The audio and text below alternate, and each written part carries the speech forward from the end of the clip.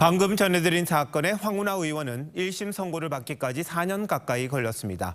국회의원들의 재판은 4년 임기 내에도 끝나지 않는 경우가 허다한데 왜 이렇게 정치인들 재판만 더디게 지연되는지 한번 따져보겠습니다.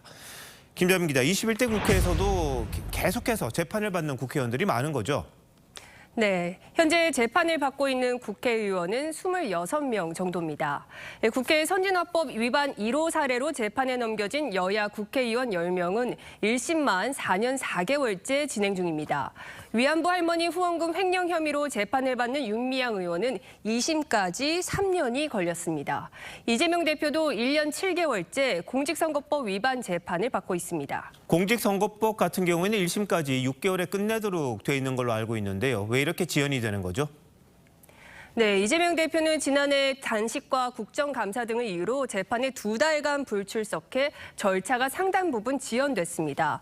그런데 올해 1월 사건을 심리하던 부장 판사가 사표를 내면서 연말 1심 선고마저 불투명해졌습니다.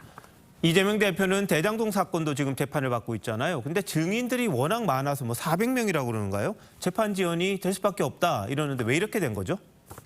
네, 이재명 대표가 검찰이 증거로 제출한 성남시 공문서에 부동의하면서 관련된 공무원 등 관계자를 모두 법정에 세워야 하는 상황이 돼버렸기 때문입니다. 이 법조계에선 재판 지연 전략이란 지적이 나옵니다.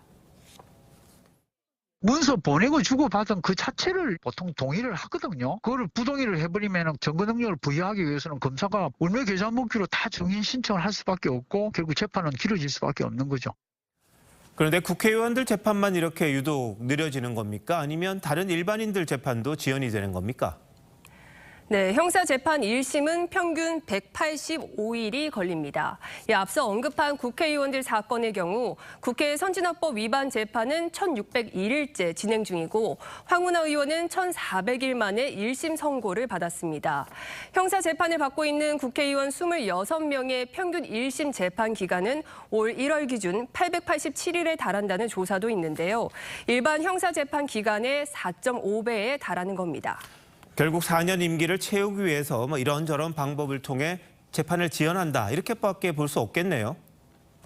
네, 최강욱 전 의원과 윤미향 의원은 모두 2심에서 당선 무효형을 선고받았습니다. 하지만 대법원 확정 판결이 나오기까지 워낙 오래 걸리다 보니 4년 임기를 거의 채웠거나 채울 예정입니다.